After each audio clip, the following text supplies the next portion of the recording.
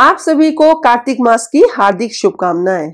आप सभी के जीवन में भगवान विष्णु और माता लक्ष्मी की कृपा सदैव बनी रहे, ऐसी मेरी शुभकामनाएं हैं। मैं डॉक्टर मनीषा शर्मा आप सबका हृदय से स्वागत करती हूं। आज के इस वीडियो में मैं आपको कार्तिक मास में दीपदान का क्या महत्व है के बारे में विस्तृत जानकारी दूंगी। दीपदान का क्या अर्थ है, दीपदान हमें कब और कैसे करना चाहिए, दीपदान कहाँ कहाँ करना चाहिए और दीपदान करने के क्या फायदे होते हैं, इसके बारे में आपको मैं बताऊंगी। और इसके पीछे एक छोटी सी कहानी है, उसको भी मैं इस वीडियो में आपको सुनाऊंगी। तो चलिए अपने इष्ट देव को प्रणाम करते हुए आज की वीडियो का शुभारंभ करते हैं। कार्तिक मास में दीपदान करने का खास महत्व है। मान्यता है कि इस माह में आकाश मंडल का सबसे बड़ा ग्रह माने जाने वाला सूर्य अपनी नीच की राशि तुला में गमन करता है, जिसकी वजह से वातावरण में अंधकार छाने लगता है। ऐसे में कार्तिक के पूरे महीने में दीपक जलाने, जप तप, दान और स्नान बेहद शुभ माने जाते हैं। दीपदान का क्या अर्थ है? दीपक को जलाकर उसे उचित स्थान पर रखना दीपदान कहलाता है। किसी दीपक को जलाकर देव स्थान पर रखकर आना या उन्हें नदी में प्रवाहित करना दीपदान कहलाता है। यह प्रभु के समक्ष निवेदन प्रकट करने का एक तरीका होता है। दीपदान का अर्थ अंधकार मिटाकर उजाले के आगमन से है। हमें कहाँ कहाँ करना चाहिए दीपदान? भगवान विष्णु को ध्यान में रखकर कार्तिक माह में आप देव मंदिर में, किसी विद्वान ब्राह्मण के घर में, नदी के किनारे, घने अंधकार भरे स्थान में दीपदान कर सकते हैं। ये अति शुभ माना जाता है। इस माह में दीपदान करने से मनोवांछित फल की प्राप्ति होती है।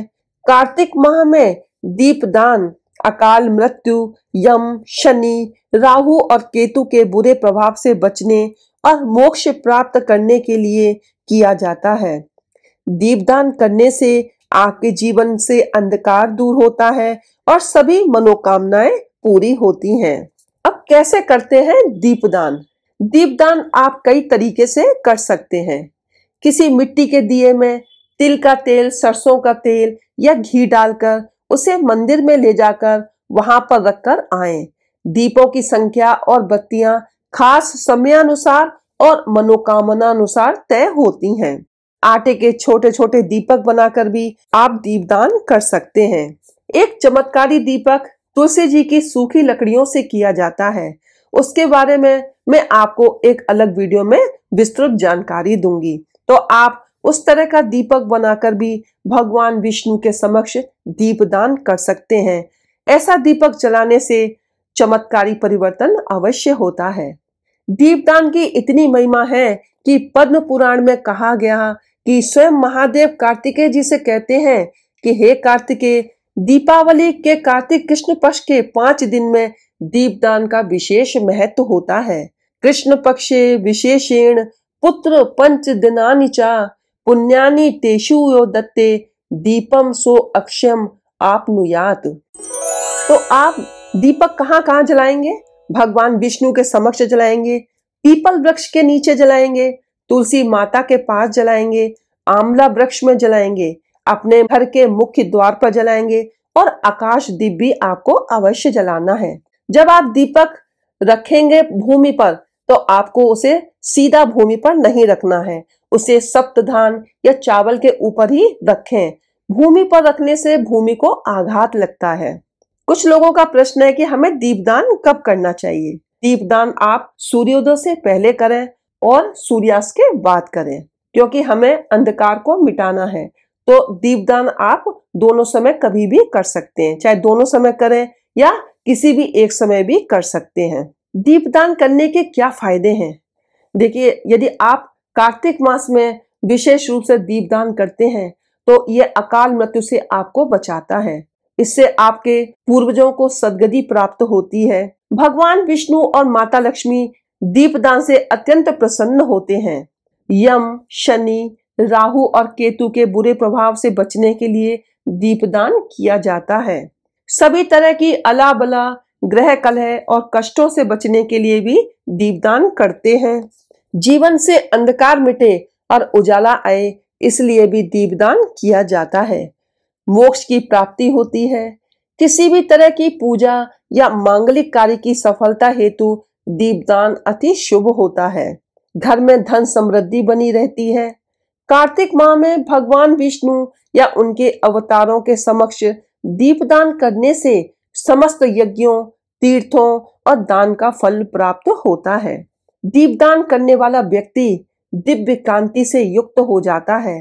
दीपदान करने के बाद उन्हें नरक नहीं भोगना पड़ता। तो जो लोग कार्तिक मास में श्री हरि के मंदिर में दूसरों के द्वारा रखे गए दीपों को प्रज्वलित करते हैं, उन्हें नरक नहीं भोगना पड़ता। ऐसा कहा जाता है कि इससे उन्हें अत्यंत पुण्य की प्राप्ति होती है। तो जो दूसरों के दीपक की भी रक्षा करते हैं, उनको भी अत्यंत पुण्य फल की प्राप्ति होती है। इसके विषय में एक कहानी है चूहे की, वो मैं आपको अब सुनाती हूँ। भगवान विष्णु के एक मंदिर में एक चूहा था, जो भक्तों द्वारा उन्हें अर्पित किए गए बुझे हुए घी के दीपक से ही घी खाता था।